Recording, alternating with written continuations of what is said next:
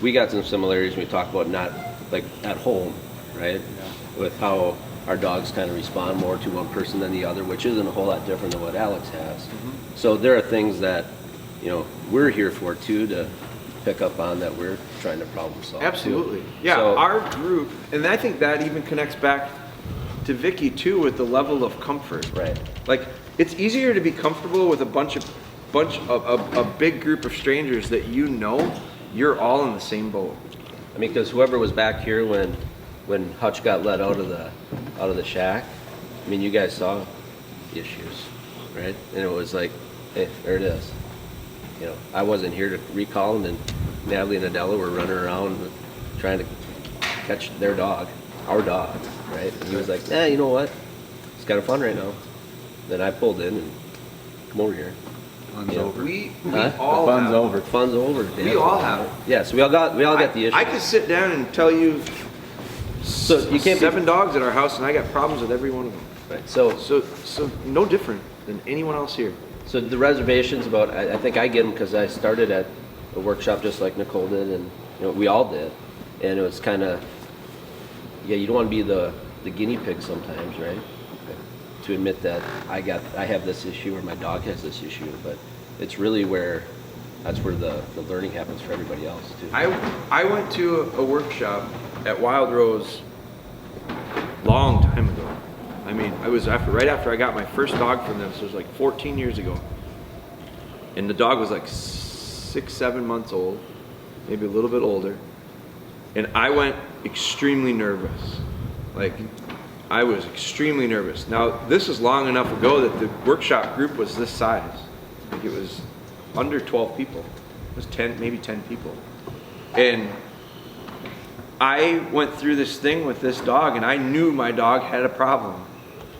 And he would cover it up pretty good most of the time. It took a while for me to be exposed, but he was not hold conditioned because I didn't know what hold conditioning was. And I had a dog that didn't like a bumper, one specific bumper. He didn't like a duck, and we had to take turns retrieving.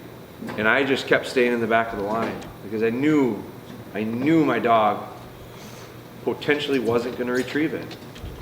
I had to go up, and I had to go, and of course, they had guys throwing bumpers, and they threw a duck. It was the same duck that my dog doesn't pick up, and I crossed my fingers, and I sent him, and he ran up to it just like he was, and I'm thinking he might do it for me, and he didn't, and he looked at it, and he looked at me, and he looked at it, and he just ran off, and everything about me just crumbled. Because that was like the second day, and the first day I was feeling really good about myself because he did some really good things, and he had a nice foundation, and I felt like, well, these guys think I'm pretty good. They think my dog is really good.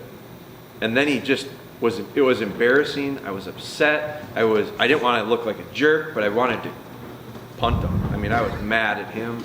He knew it. He cringed. He came back. He was sorry. And so one guy there, Vic Barlow. Did you ever meet Vic? Mm-hmm. Vic took me aside, and he could see it. I'm sure he saw it on my face because I felt like crying. I was sick. And so he took me aside, and he just said, "Is this little dog been hold conditioned?" I said, "I don't know what that means. I have no idea." "No, I don't think so." And he said, "Well, here's what you need to do." And blah blah blah blah. And for the rest of the workshop, don't worry about the retrieving parts. When we do retrieves, you just take someone else's dog. Don't put yourself in that position again. And I said, well, I know he can do it. He said, don't worry about it. I know you can too. Just don't worry about that. When you got to do it. So the rest of that, you know what kind of weight that was lifted off of my shoulders?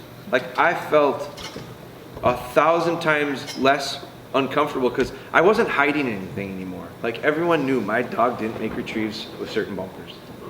Nobody gave a shit. Nobody cared. Nobody thought any less of me. So, but that was a big tipping point for me to get through the rest of that workshop, and I got a lot more out of it at that point. So today, I have a couple dogs right now that I don't feel comfortable in the group using them. Elsa, lately she's just been so, she would be distracting, and I can't show her. I'm the trainer. I can't. If I'm not I can't spend my time training that dog right now.